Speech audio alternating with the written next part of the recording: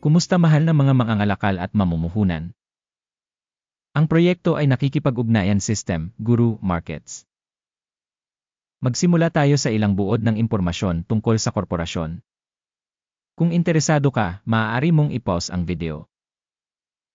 Maaari mong tingnan ng mabuti ang bawat indicator ng kumpanyang pinag-uusapan.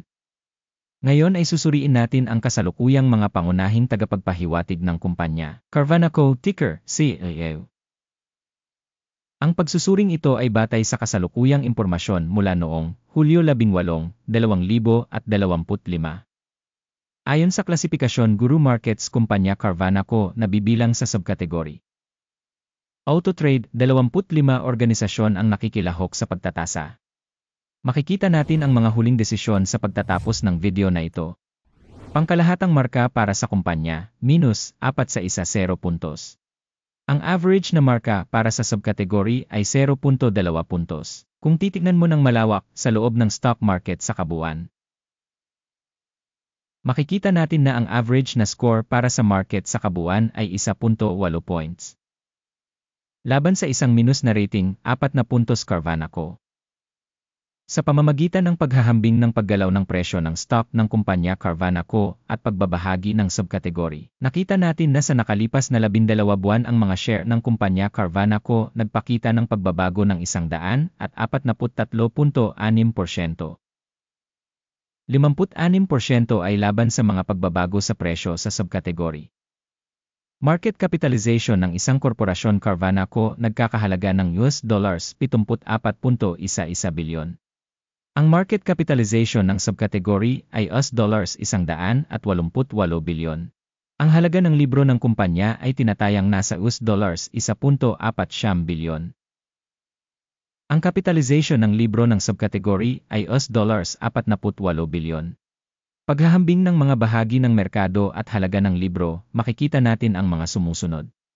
Inookupahan bahagi Carvana Co. sa subkategory sa kaso ng market value assessment ay 30.52%. Ang book value ay 3.117%. Pagtatasa ng market share ng kumpanya at halaga ng libro ng subkategory, masama, -1 puntos. Ang organisasyong pinag-aralan ay may pananagutan sa pananalapi na $6.13 bilyon. Utang sa halaga ng libro ratio ay 411% ng kapital. Pagtatasa ng antas ng utang ng kumpanya, napakasama, -2 puntos. Ang stock price to profit ratio ng kumpanya ay 186.2, na may average para sa subkategory na 20.4. Pagsusuri ng halaga ng stock market sa mga ratio ng tubo kumpara sa mga organisasyon sa subkategory, napakasama, -2 puntos. Ang tubo sa huling 12 buwan ay $378 milyon. Ang inaasahang tubo para sa susunod na 12 buwan ay inaasahang magiging $1,266 milyon. Pagtatasa ng mga tagapagpahiwatig ng inaasahang kita sa hinaharap kumpara sa subkategory, mabuti 1 puntos. Ang ratio ng halaga sa kita ng kumpanya ay 5. Ang average para sa subkategory ay 0.9. Pagsusuri ng halaga ng stock market sa ratio ng kita kumpara sa mga tagapagpahiwatig ng mga kumpanya sa subkategory, masama, -1 punto. Ang kita sa huling 12 buwan ay $14,840 milyon. Ang kita sa hinaharap para sa susunod na 12 buwan ay tinatayang $25.02 bilyon. Pagtatasa ng tagapagpahiwatig ng inaasahang mga benta sa hinaharap kumpara sa mga tagapagpahiwatig ng mga kumpanya sa subkategory, mabuti 1 puntos. Ang marginality ay 2.7%, na ang average para sa subkategory ay 3%.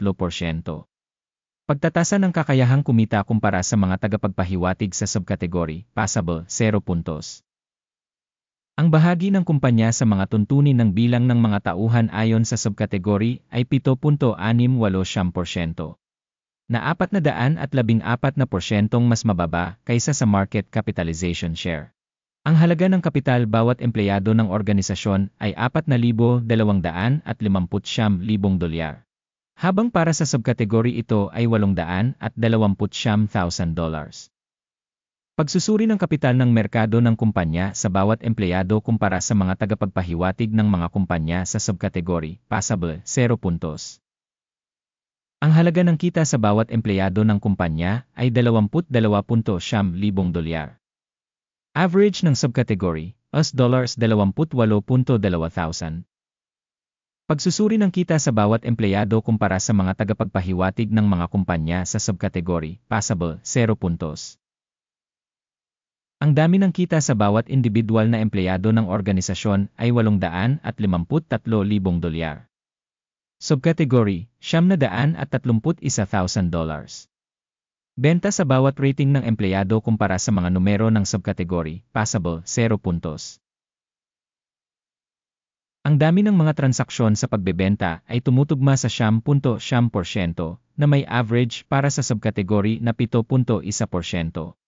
Teknikal na tagapagpahiwatig REH 14 na nagpapakita ng antas na 58% para sa kumpanya Carvana Co. Para sa subkategory, ang antas ng RC 14 na ay humigit kumulang 45%. Ang aktual na pagtatasa ng stock ng kumpanya ay humigit kumulang $346. Ang target na presyo ng pinagkasunduan para sa mga pagbabahagi ng kumpanya ay humigit kumulang $334. Tingnan natin ang talahanayan ng order. Ito ay magagamit sa lahat. Ang link ay nasa nakapin na komento. Ang talahanayan ng order ay naglalaman ng lahat ng mga desisyon na ginawa ng sistema ng impormasyon sa isang partikular na panahon. Guru Markets. Ang pag-access sa talahanayan ng order ay ganap na libre at bukas, link sa nakapin na komento. Batay sa mga resulta ng pagtatasa ng stock Carvana Co.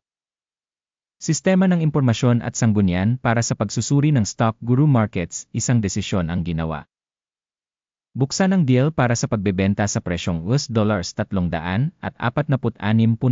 bawat bahagi. Bukas ang deal dahil medyo mababa ang valuation at pagbabago ng presyo ng kumpanya. Ang pagtatasa ng kumpanya ay ginawa gamit ang pamamaraan ng pagtatasa, ang index ng AKIM. Ang take profit ay nakatakda sa 175.18. Ang stop loss ay nakatakda sa 497.02. Sakaling hindi isinara ang order sa pamamagitan ng take profit o stop loss.